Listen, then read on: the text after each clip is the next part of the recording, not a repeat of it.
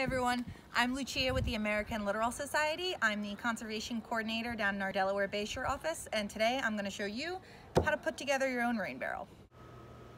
So before we get started, here's just a quick overview of everything you'll need to build your barrel. And remember, if you come to one of our rain barrel workshops, we will provide everything for you, and we hope to get those started back up as soon as social distancing guidelines are lifted.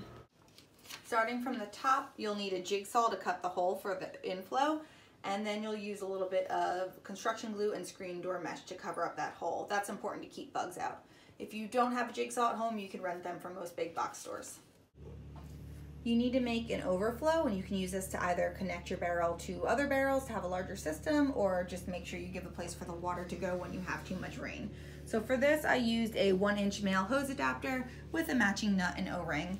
And then you're going to need to drill a hole in your barrel for that, and you want that hole to be a little bit bigger than your plumbing fixture. So I used a 1 1/8 wood spade drill. You can also use a hole saw if you have that. So to attach your faucet, a bulkhead fitting is what will give you the tightest seal. That should come as a set with an O-ring and nut to go with it. Make sure you get something with female threads so that you can put your 1-inch ball valve spigot through that hole. And again, for your drilling the actual hole, you want it a little bit bigger than your plumbing fixture, so I used 1 1/4 inch bit. All right, so other than that, you'll need some silicone glue and plumber's tape, and that'll just make sure you get a nice tight seal on all your plumber's fixtures. And depending on the barrel that you have, you may or may not need a length of stiff wire or rope, and that'll be so you can fish your bulkhead fitting down to the bottom of the barrel. Now you're ready to go. So first you're gonna wanna drill a couple of pilot holes.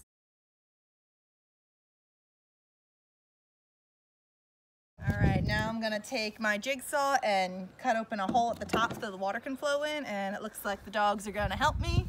So here we go.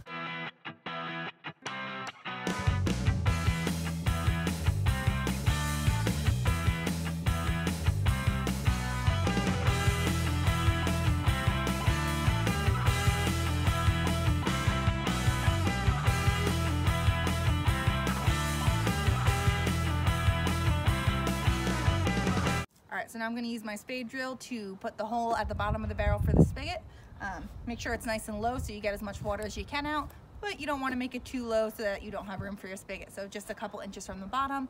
And if you sit on the barrel, it's a nice trick for holding it in place, or if you have a buddy, they can hold it for you.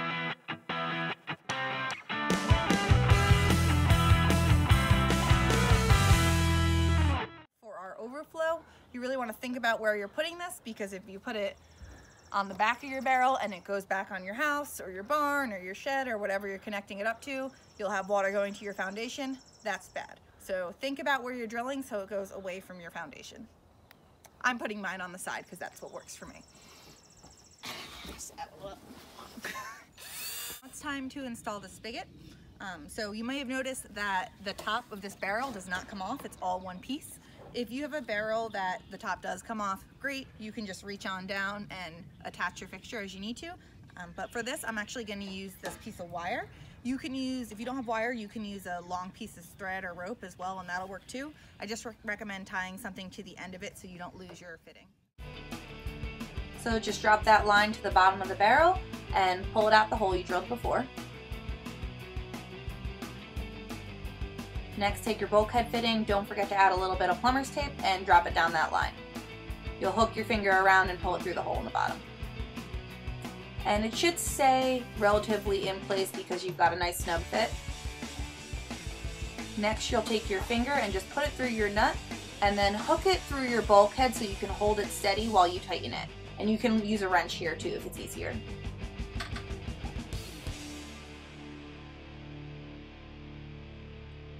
Last but not least, grab your spigot, don't forget to add your plumber's tape, and tighten it right in through the bulkhead fitting.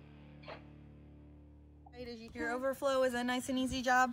Just pop your hose adapter right through, and you're gonna feel to put your washer in. Make sure it's nice and flat, and then you're just gonna screw on your nut.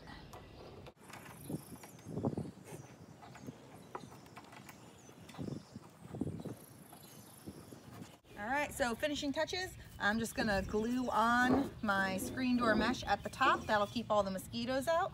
have to hold it for a couple seconds. You can also use a colander if you want. I still recommend putting a little mesh around that, but the nice thing is you can take it in and out if for any reason you ever want to get inside your barrel. And then we're gonna caulk, or put silicone rather, around our plummet.